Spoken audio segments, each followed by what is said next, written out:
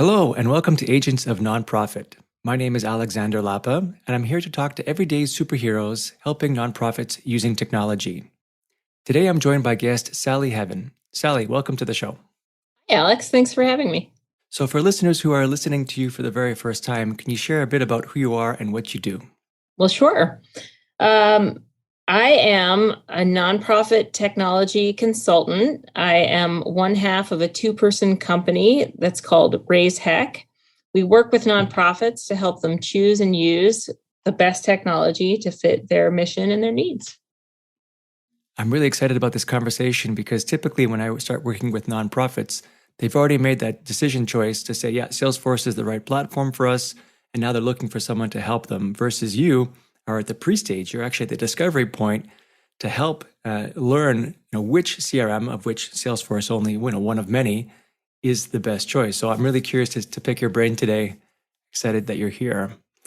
Before we get too far into the details, though, I was curious to know, this is one of my favorite questions, is how did you begin to work with nonprofits?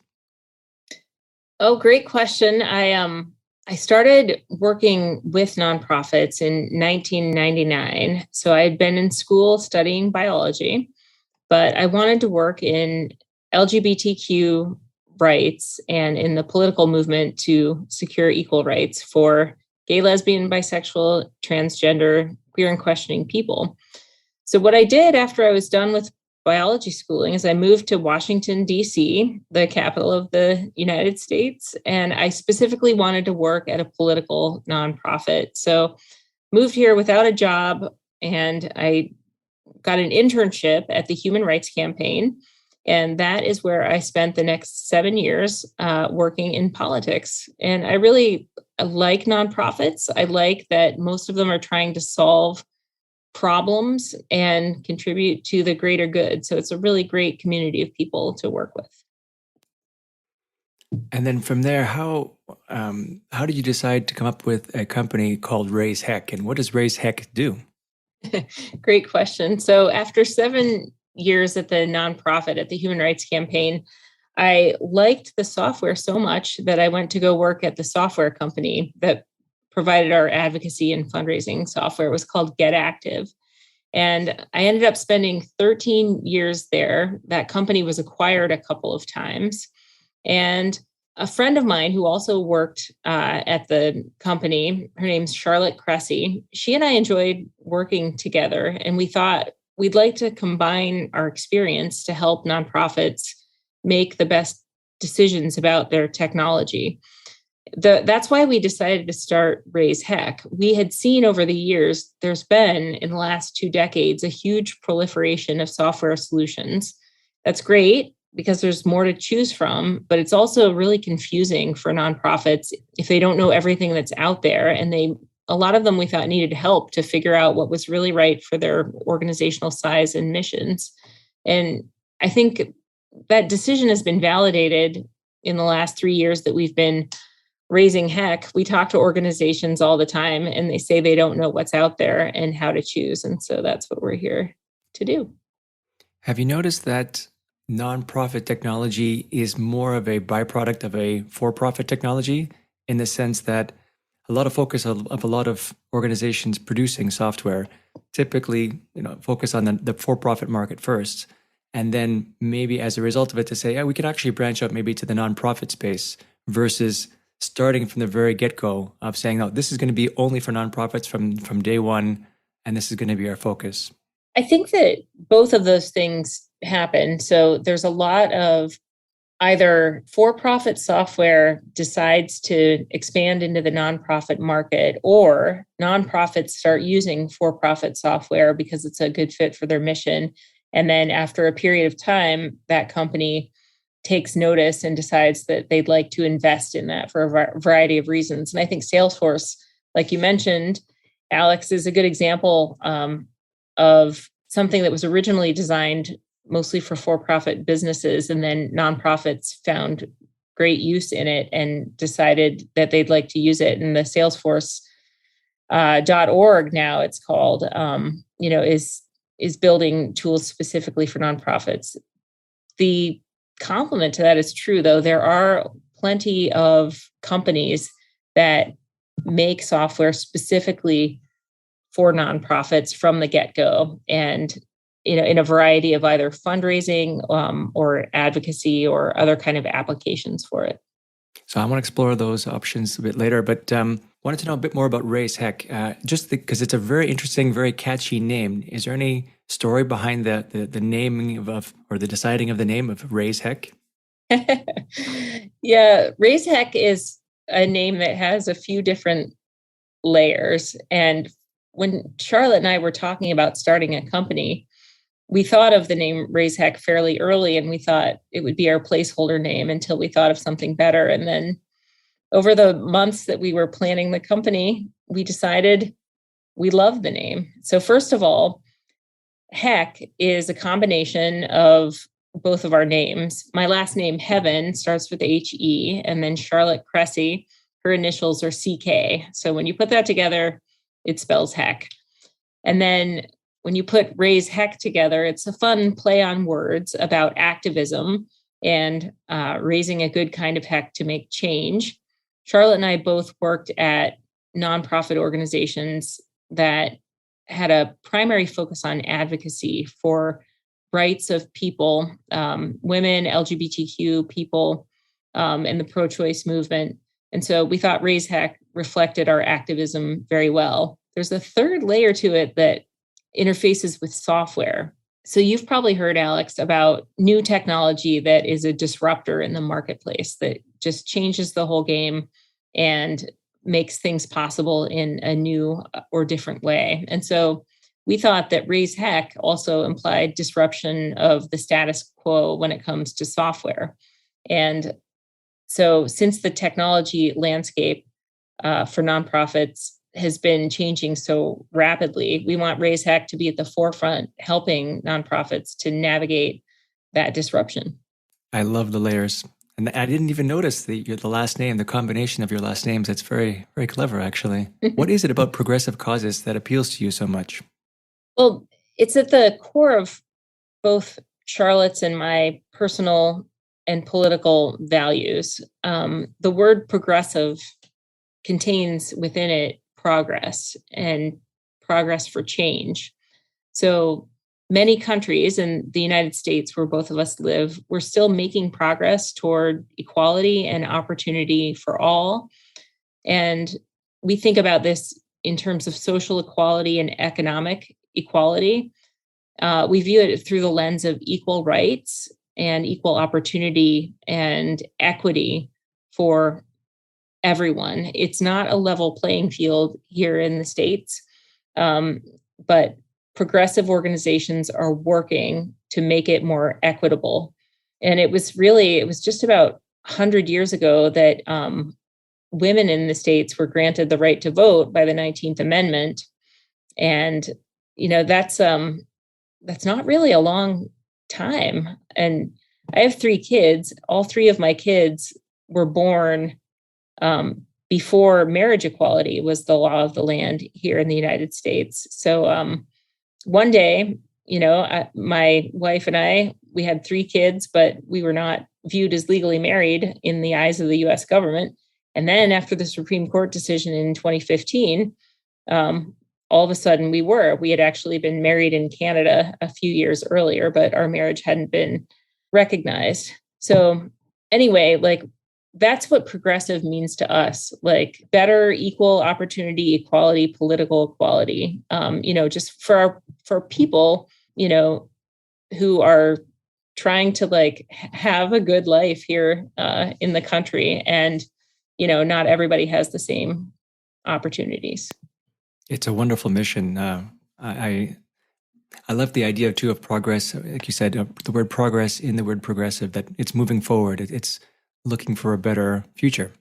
So in terms of Raise Heck then, what kind of services do you offer? You kind of alluded to it before, but I'm curious to know a bit more about, is it a discovery process that you offer, a various suite of services? What are the high level services that Raise Heck offers?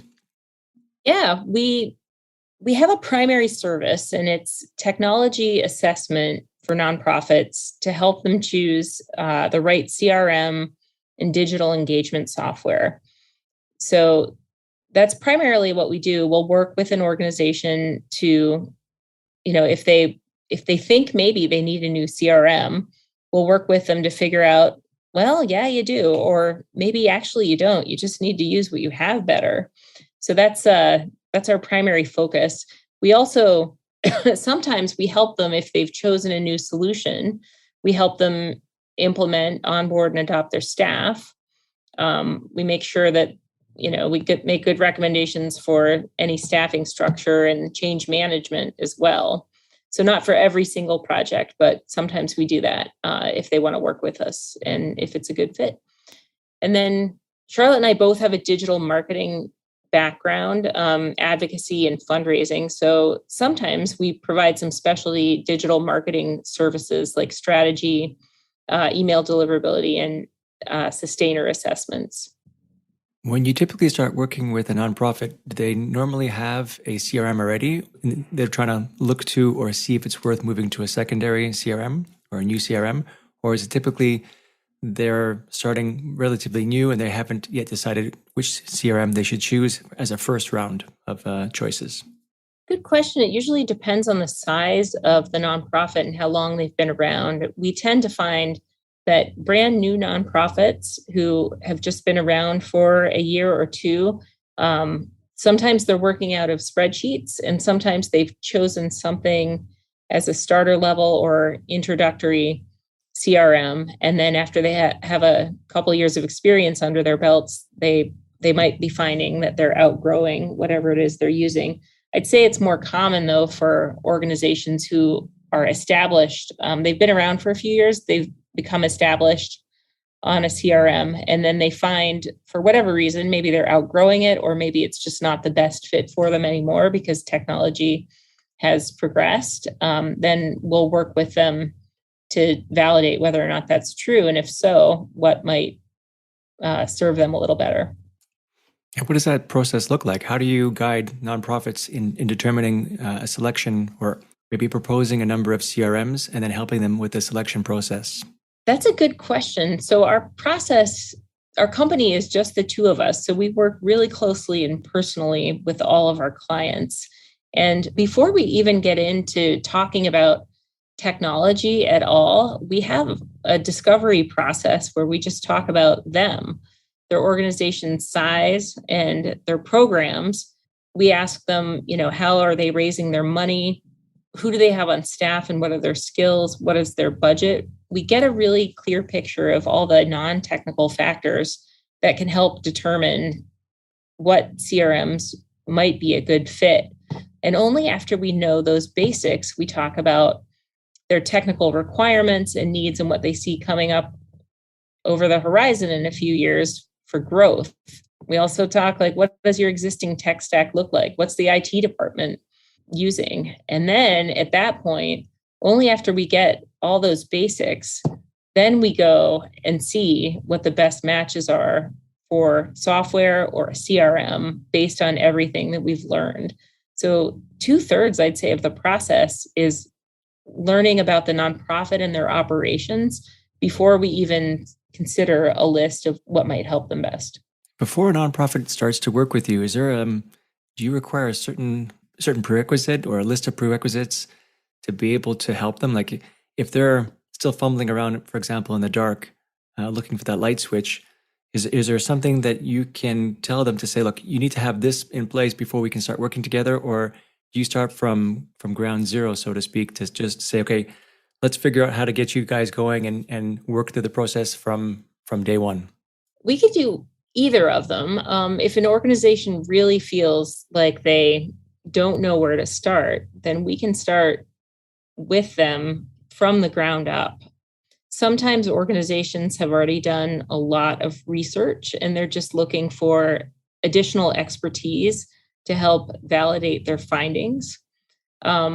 So either one is fine. I'd say for us, though, in order to make sure that the consulting that we give to them is of value, then we want to make sure that it is unbiased and that we're not just providing a rubber stamp confirmation to them. So we do like to spend time digging in to their organization and what their people say.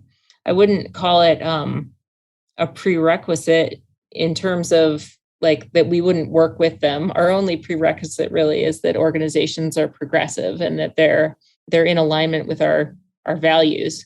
I think though, obviously when you're working with any new client, budget is part of it too. Like they need to have an idea of how much they can spend on software, so they don't go down a rabbit hole talking to companies that they just simply cannot afford. So that's something that we'll talk with them about early on during the discovery process. So I imagine there must be a lot of change management, and I must imagine that one of the requirements is the readiness to change. Like I imagine there might be some organizations where high level individuals are ready for the change. They really want to drive that top down approach, but there might be some in the reverse as well. Like, do you, in terms of the non-functional requirements, as they're called, do you look for organizations that are just eager to change? It certainly makes the project go a lot better if the organizations are eager to change and if everybody is on board. We have seen technology projects fail. They've been stalled or they've been completely abandoned if there's too much resistance from the people that have to make the change and then use the new software. And so a top-down approach only very rarely ends up with happy staff and a CRM that is widely used. Change management has to be part of the foundation of any software migration or change. Otherwise, it's going to be a tough road ahead. Yeah, I find it's the most difficult challenge to overcome, just getting everybody on board. Do you have any tips for organizations who are, they think that they're ready, but they're not quite ready? Like I'll give you the one that I know most of, or most commonly used, is making sure we have at least a couple of champions, people who are maybe mid-level in the organization who can really be a cheerleader, be a champion to rah the troops and get people on board. Because obviously, coming from an outside consultancy, the connection is not as strong as someone who from inside promoting this. Do you find that is aside from that? Well, you can maybe validate that point, but is there any other ways to get people to be prepared for that change?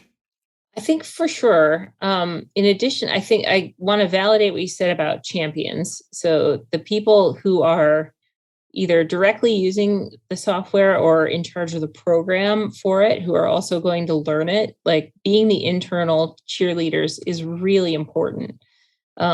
They can help other people and they can also keep the momentum and enthusiasm alive.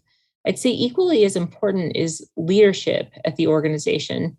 So these often are people who have made the buying decisions or signed the contract.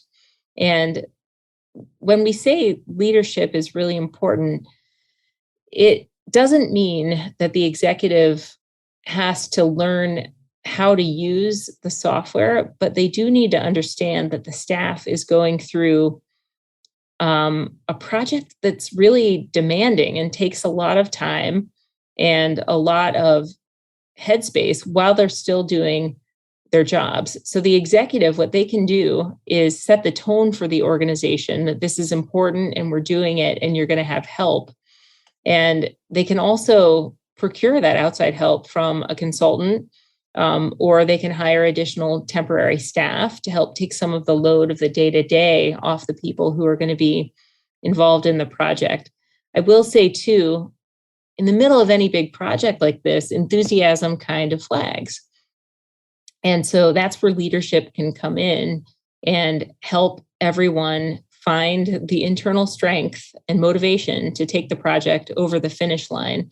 If leadership just kind of listens to objections and blockers from staff who don't have a champion and maybe also don't sense that leadership is committed to the project, that's one of the things that can derail the full adoption of new software. Yeah, you touched upon a great point, actually, is sometimes organizations forget the fact that they have a day-to-day operation. and sometimes they're barely able to keep up with the demand that they're working really hard in doing their mission.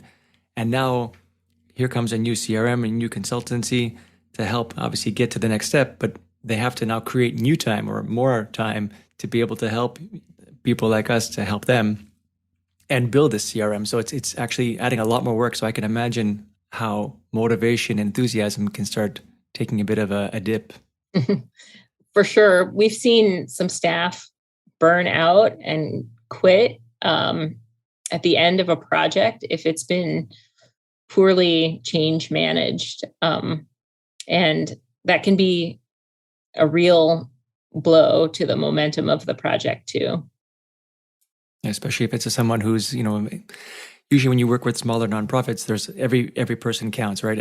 Everyone has multiple hats, and losing one person can make sometimes a big impact or have a big impact on the organization.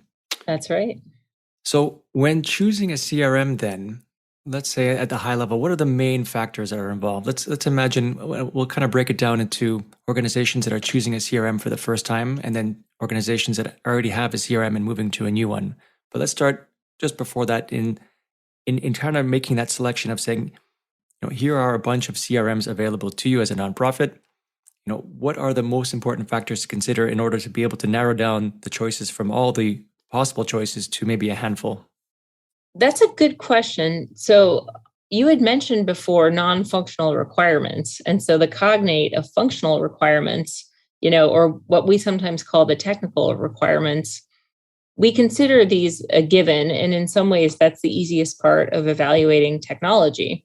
You have a list or a matrix of what your requirements are, and you match them up to other software to see how well that software can fulfill your requirements.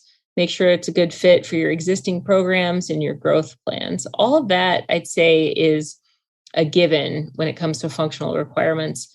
But I really think that non-functional requirements, these intangible factors, are equally as important.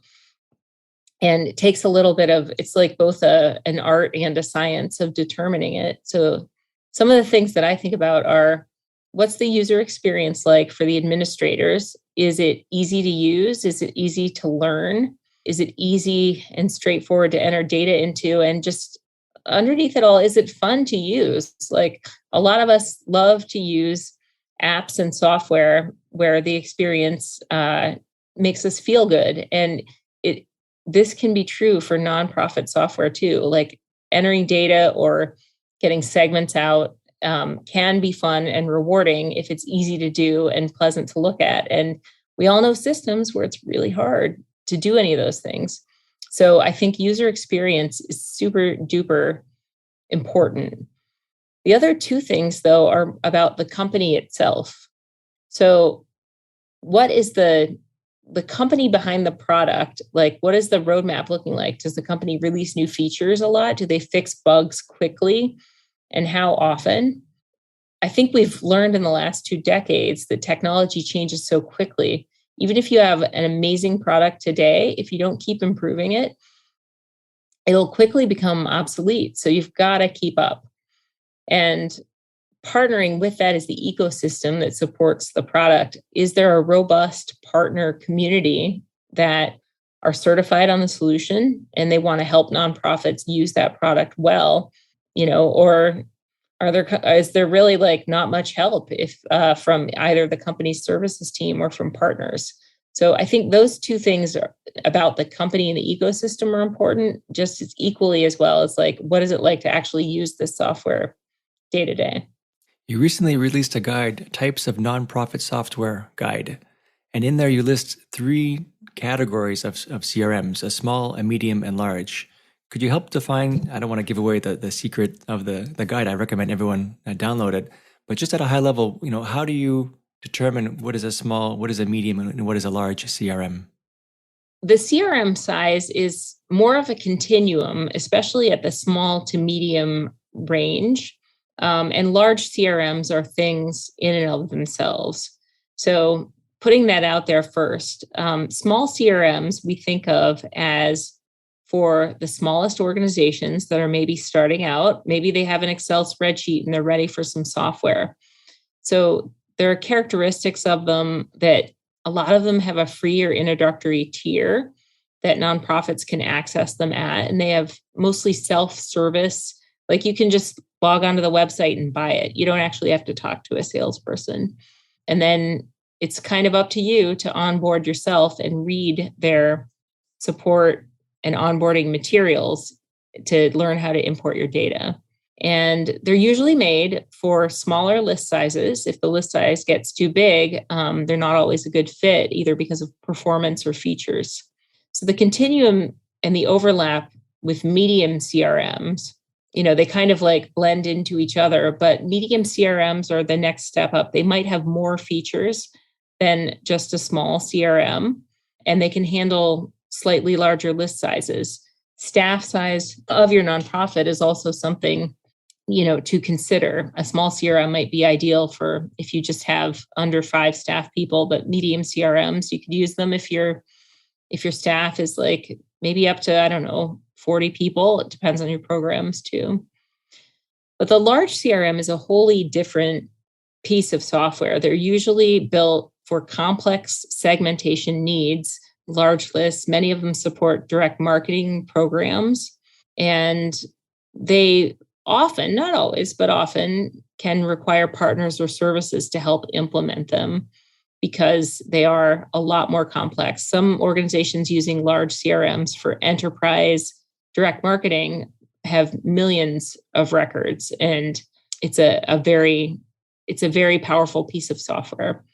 Would you say there's a correlation, a one-to-one correlation between the size of the CRM and the size of the nonprofit? Or have you seen large nonprofits use small CRMs? Well, we've definitely seen everything you just described, Alex. Like some larger nonprofits might, because of legacy reasons, be using a small CRM or a medium CRM. Sometimes that's when they come to us because they feel like they've outgrown what they're using and they want some help finding the right thing for them. And then conversely, we have sometimes seen organizations that are really small using a piece of software that we would classify as a large CRM, and it's just too much for them. It's possible that they found a way to afford it or that they were sponsored to use it by a partner organization, but it's just too much software for their small staff to learn. And then sometimes, not as often, but sometimes they come to a consulting company like ours to help find something that's more appropriate to their needs. Yeah, because I guess there's a natural assumption that there's a one way forward only, of going from a small to a medium to a large. But what you're saying is that sometimes it's the opposite direction as well, based on the capacity and the technical know-how, I guess, of the nonprofit. That's right. So when choosing a CRM for the first time, let's imagine a scenario: nonprofit, is on the verge of blowing up their Excel sheets with lists, and they wrap their head around the fact that they probably need a CRM. What are some of the best practices that are involved in helping them get to that point of taking that leap from an Excel sheet or a notepad to a brand new CRM? Well, great question, because that's where we get into, I think, the bread and butter of really good change management and being thoughtful about your staff and your people. So technology is great. I love technology, but really it is all about people, because it's the people who are going to be using this brand new CRM and they're used to using maybe a spreadsheet or something else.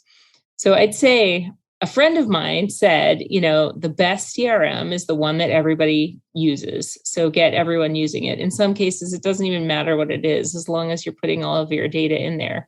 So part of your change management as you onboard your staff into this new CRM is going to be not just training them, but also building the habits of using it every day. If it's not in the database, then it didn't happen. We hear that a lot at nonprofits.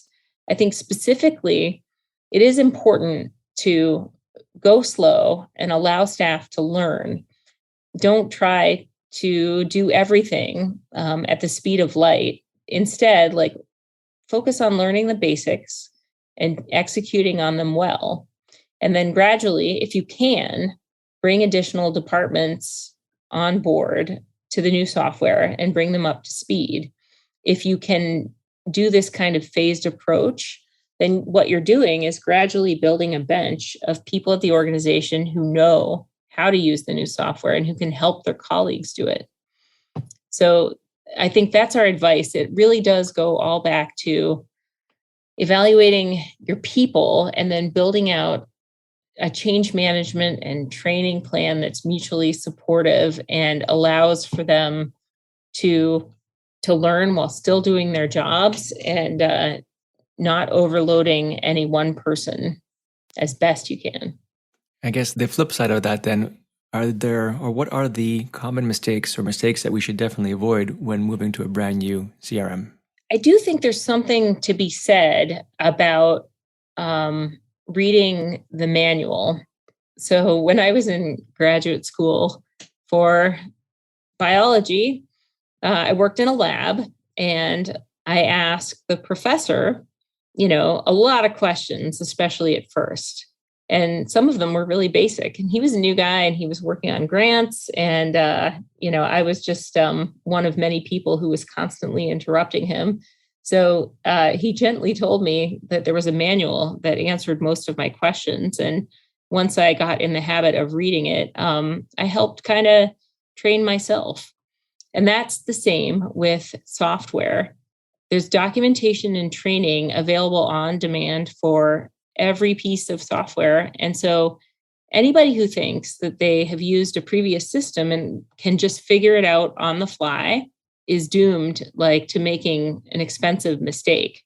If you don't know how to use your system, you run the risk of possibly messing up your data.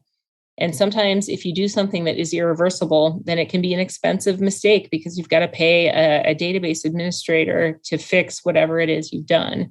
So I think a mistake is just people not paying attention to training and availing themselves of the resources that are available to them. And that also goes back to change management and leadership, because I think the expectation that people need to pay attention and build out time for themselves to learn. If that's not in place, then people will feel free to multitask on webinars. And then once they go live and all of their helpful consultants are gone, they might find themselves in a position where they didn't learn it and now they're making mistakes. I wouldn't be surprised to hear that everything you mentioned on both the best practices and the mistakes are also found when moving from an existing CRM to a newer CRM. But is there any other significant difference between starting a new CRM from scratch and then moving from CRM to CRM? In some ways, starting from scratch might actually be easier because you don't have a previous system to unlearn and your brain doesn't have shortcuts for how you used to do things.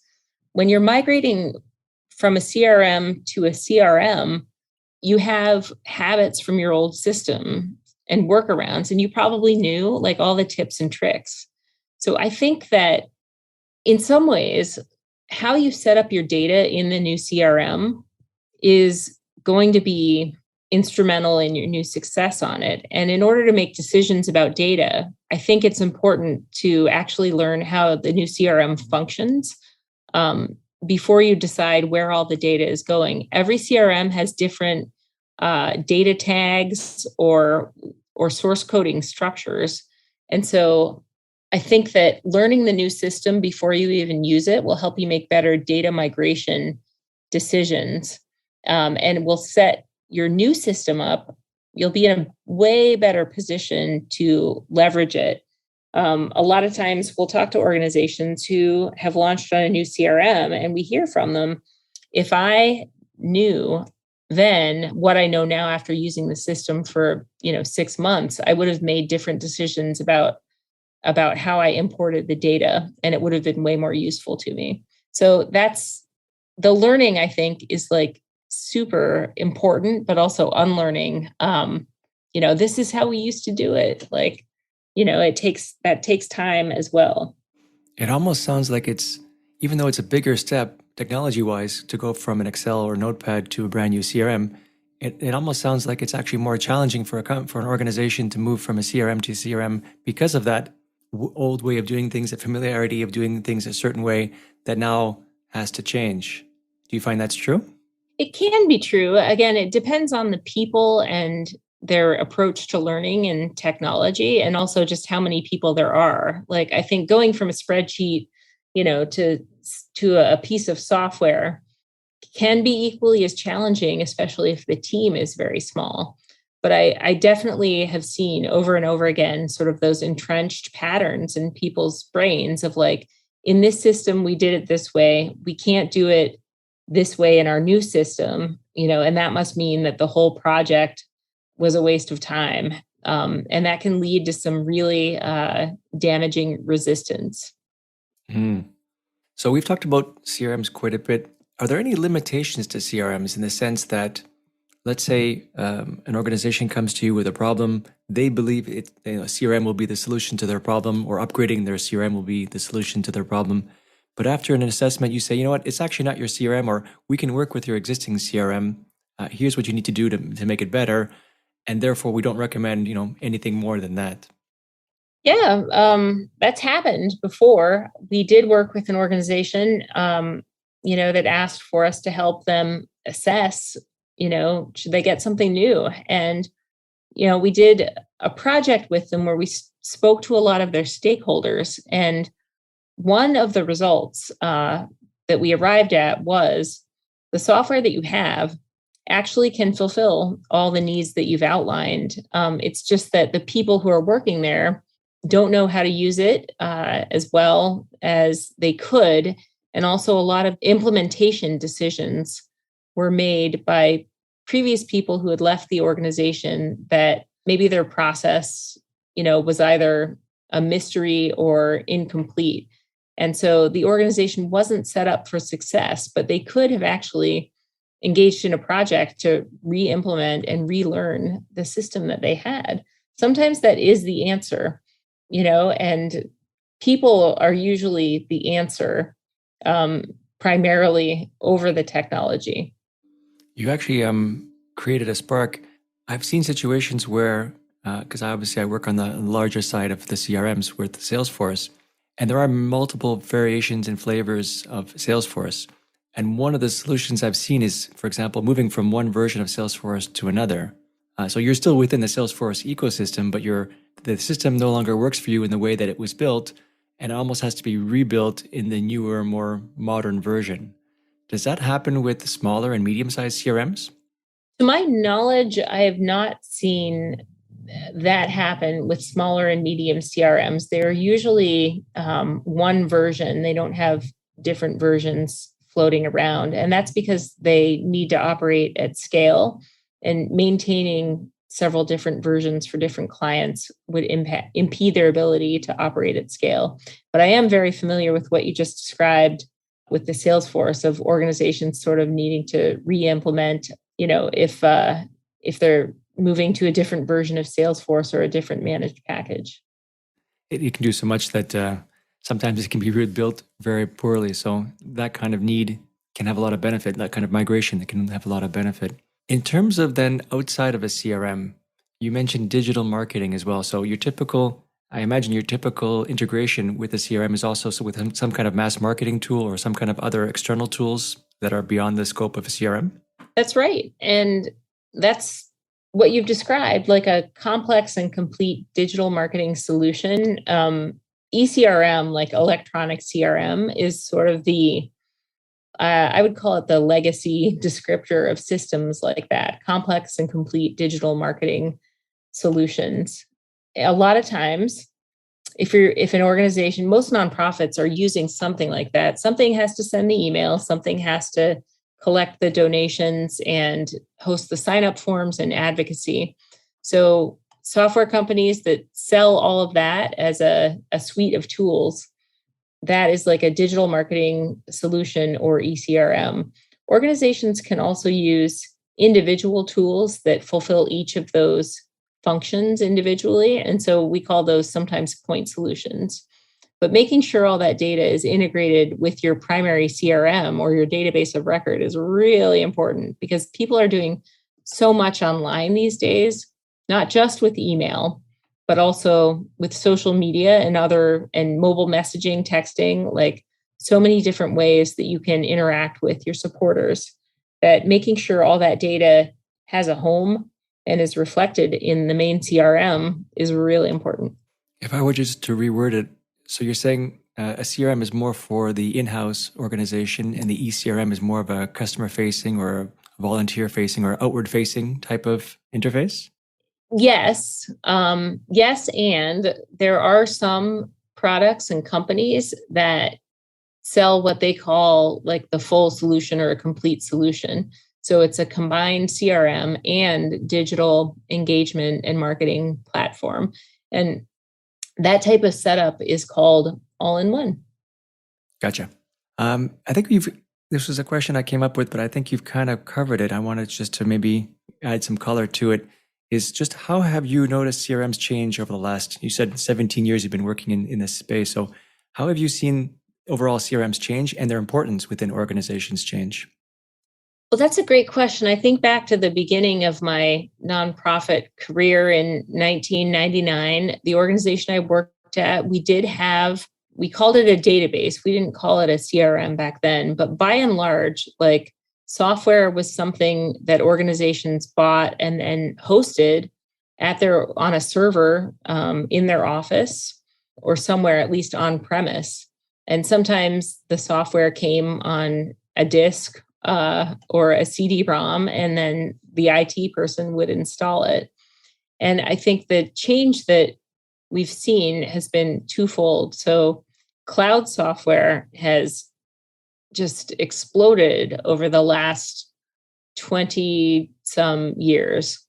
And so that's been a big thing. Like no longer do you have to purchase a server and do your own upgrades, but you can just access your software through your web browser. And this is true even for large CRMs. The second piece is just the incredible, I think, proliferation of not just laptop computers, but also phones and tablets and mobile devices where people can interact with each other. And by consequence, like with for-profit companies and nonprofits, there is so much data that has become available publicly and also to nonprofits if they find ways to engage with their supporters, that they have so much more ability now to crunch the numbers and slice and dice and come up with segments about their donors and supporters.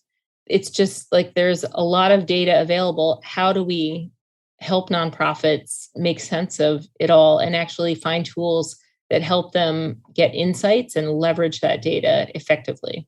I was reading an article the other day talking about we have so much access to so much information that the key these days is not consuming all this information, but just kind of aggregating it, trying to find ways to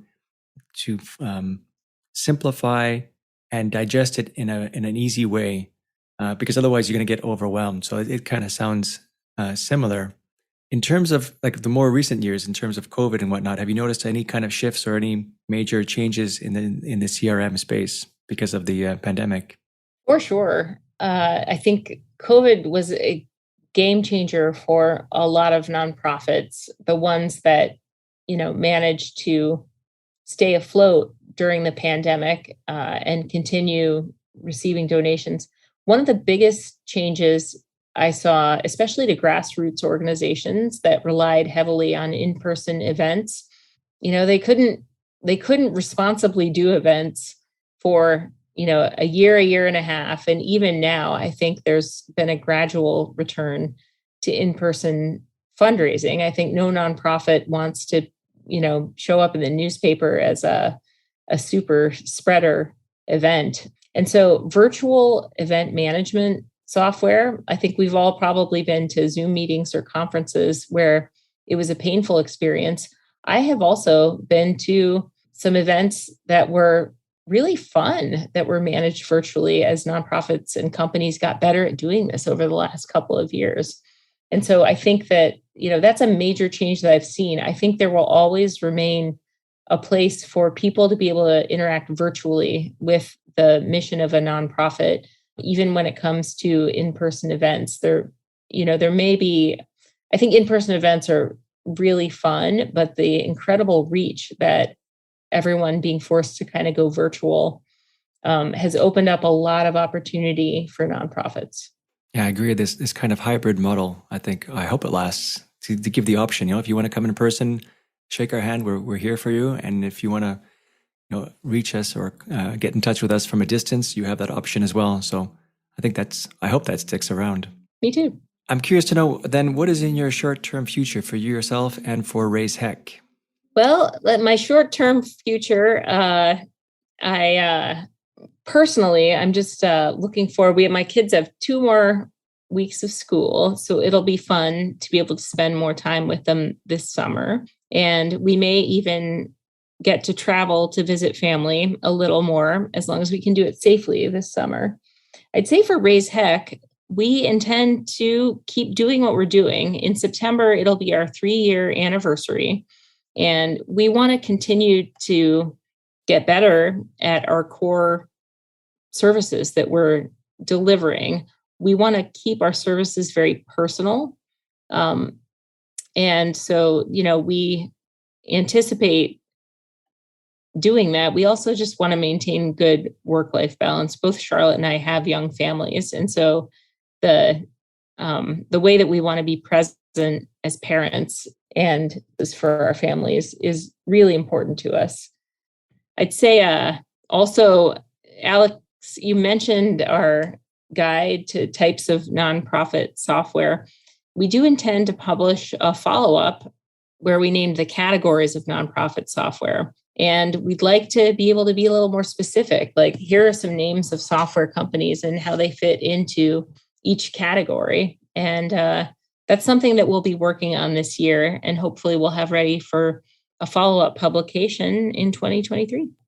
Yeah, the first guide was a great intro to the concepts of CRM, trying to put certain pieces in your mind to see how they fit together. So I'm looking forward to that second guide as well. Listen, this has been great. Thank you so much for joining me. Where can people find more about you online? Well, if you go to our website at raiseheck.com, that's RAISEHECK.com. That's our home on the internet. We have links to all of our presence on LinkedIn and, any other social media. Love it if you joined our email list. We try to send out fun content that's useful and let you know when we're having events or, doing other neat things. Sally, thank you so much for joining me today. Alex, thanks for inviting me. It was such a pleasure. All right, folks, that's it for today. I'm Alexander Lapa, and I hope you join me again next time for Agents of Nonprofit.